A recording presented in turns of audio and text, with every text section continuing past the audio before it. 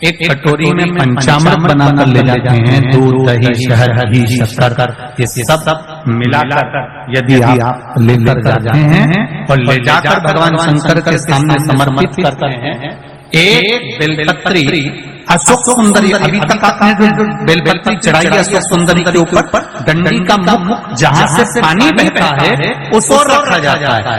पर जब हमें ऐसा लग रहा है कि हमारे पितर भूखे हैं या हमारे पूर्वज प्यासे हैं या उनको भाग नहीं मिल रहा, इसलिए मेरा कोई काम नहीं हो रहा, इसलिए शिव राजी नहीं हो रहा है, तो ये बेलपत्री के भाग को बदल दिया जाता है। ये बेलपत्री अशोक सुंदरी की जगह पर जब चढ़ाया जाता है तो ये पत्ती का जो भाग है जहां से पानी बहता है उस ओर रखा जाता है और ये डंडी का भाग शिवलिंग की ओर रखा जाता है। और यहीं पर भगवान शंकर को जो तुम पंचामृत बनाकर लेकर गए हो वो पंचामृत चढ़ाया जाता है और वही पंचामृत थोड़ा सा शिवलिंग पर चढ़ा दिया जाता है। उसके बाद में पितर पूर्वज जल की आस नहीं रखते, न भोजन की आस रखते हैं, क्योंकि शंकर उनको तृप्त कर देते हैं, शिव उनको पूर्ण कर देते हैं। हमारे यहाँ पर शिवलिंग की प्राण प्रतिष्ठा, हम उनसे कहना चाहेंगे कि शिवलिंग की प्राण प्रतिष्ठा नहीं, प्रतिष्ठा स्थापना स्थापित होती है। प्राण प्रतिष्ठा की जरूरत मूर्ति को होती है, प्राण प्रतिष्ठा की जरूरत मूर्ति को होती है, शिव जी की प्राण प्रतिष्ठा नहीं।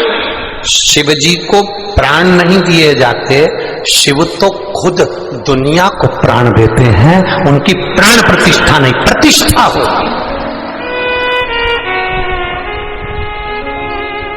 ब्राह्मण आएंगे, यज्ञ करेंगे, पूजन करेंगे, सारे अधिवास करेंगे और उसकी प्रतिष्ठा करेंगे। दूसरी कोई मूर्ति हो, कोई दूसरी मूर्ति हो, उसमें प्राण दिए जाते हैं, उसकी प्राण प्रतिष्ठा होती है। और शंकर भगवान का जो शिवलिंग हम स्थापित करते हैं उसको कहते हैं स्थापित करना, प्रतिष्ठित करना, स्थापित करना।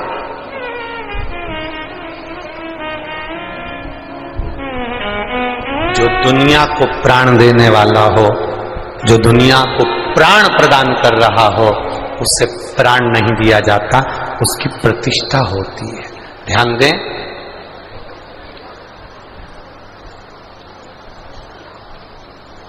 एक होता है प्रतिष्ठित शिवलिंग। कौन सा शिवलिंग? जम के बोलो जरा। प्रतिष्ठित। आपके घर के आसपास में कहीं मंदिर है? बोलो बोलो जम के जरा। है? अपने घर के आसपास में जो मंदिर है, अपने घर के आसपास में जो ब्राह्मणों द्वारा, संतों द्वारा, साधुओं द्वारा, गुरुओं द्वारा, सन्यासियों द्वारा, तपस्वियों द्वारा, साधकों द्वारा, सती द्वारा, सावित्री द्वारा, किसी ब्राह्मण विद्वान द्वारा जिस मंदिर के अंदर स्थान पर जो शिवलिंग रखा जाता है उसको प्रतिष्ठित शिवलिंग कहते हैं।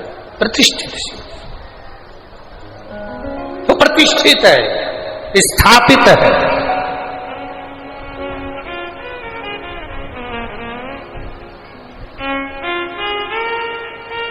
और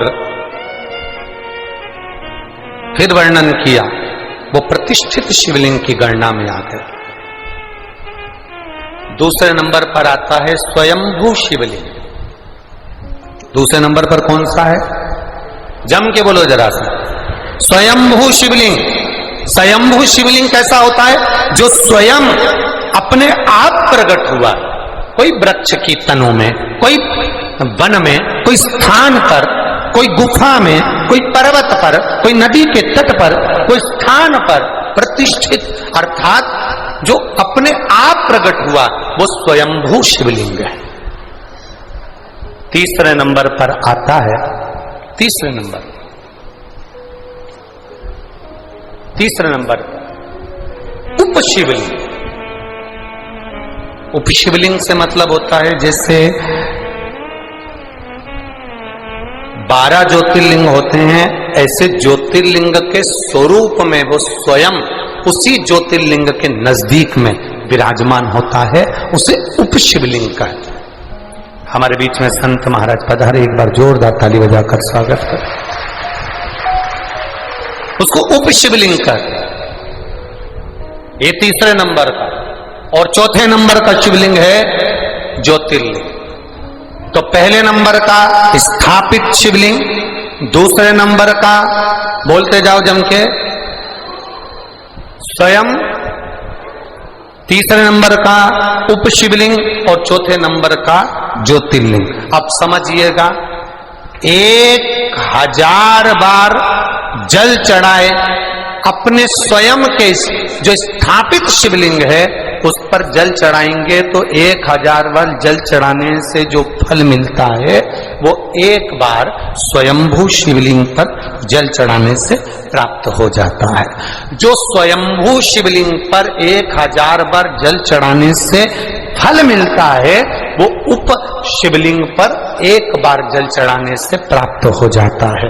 जो उप शिवलिंग पर 1000 बार जल चढ़ाने से फल मिलता है वो 12 ज्योतिर्लिंग में से एक ज्योतिर्लिंग पर जल चढ़ाने से प्राप्त हो जाता है।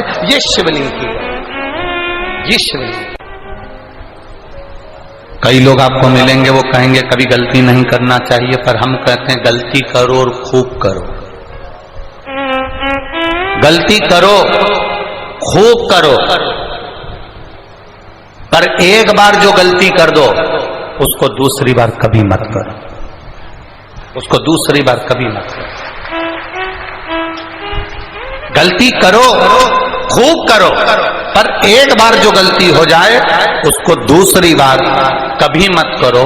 उस गलती से अपने आप को सीख दो कि मैंने इस गलती में क्या खोया और क्या पाया। हमने इस गलती में क्या खोया, क्या पाया, ये हमारे भीतर हमें स्मरण में होना चाहिए। गलती का पुतला है मनुष्य। मनुष्य गलती नहीं करेगा तो कोई दूसरा करेगा क्या? परमात्मा गलती करेंगे क्या?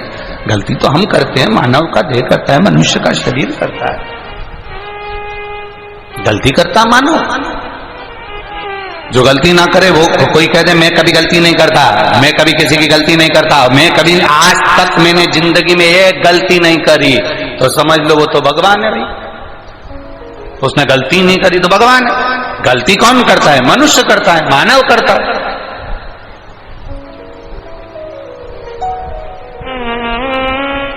जो गलती कर रहा है वो मनुष्य है, जो गलती ना करे वो भगवान है। हमसे ही गलती हो जाती कभी कभी, तो इसलिए होती है ना कि हम मनुष्य हैं, हम मानव हैं।